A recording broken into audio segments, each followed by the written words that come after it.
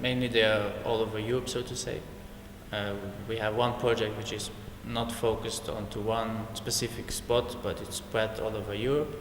And then mainly what we focus on is mainly on the Austrian area, so to say, and in our situations, how we see things in our area, and we try to not criticize, but to give our opinion about how things are handled sometimes in politics. I guess the common ground is, as Philippe already said, criticizing certain standards that we get in touch in our daily habits. For example, like as we have now in Austria, the political situation with nationalism, right-wing politics, and back in the days refugee crisis, which influenced not only us personally, but also the whole cityscape in a way, or the whole country. And we try to focus on such topics and try to work with them and try to find the common ground in a way between architecture and politics and try to give a possible outcome.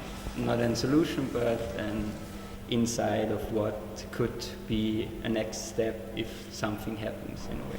Yeah, there's one project which is probably the most specific one that focuses on the whole of Europe. And as we could see, we started it in around 2015 when there was this whole crisis, the terror attacks, the political situation changing to from the middle or from a conservative left area to a right-wing nationalist society political view.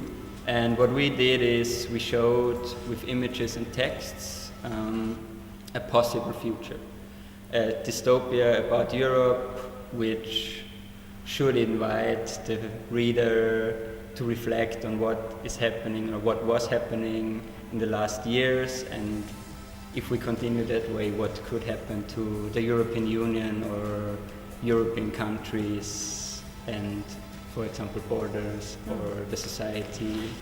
Just to add this, it actually was also the showcase in case the European idea doesn't work out somehow. So the borders come back, all the efforts the European Union tried to achieve didn't work out, and to make people aware of what is at stake in case we won't act now.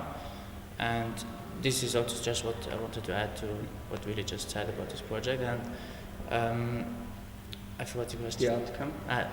Yeah, in the end we tried to have like a small booklet, a small thing to grab, a publication, in order to be able to spread it to people, to give it for a read, and to make people think about what would be their future in case this is going to happen like that, to make them inside their thoughts and to reflect their thoughts again, and in case it will be like that. And I guess it's unique in the scope we are here.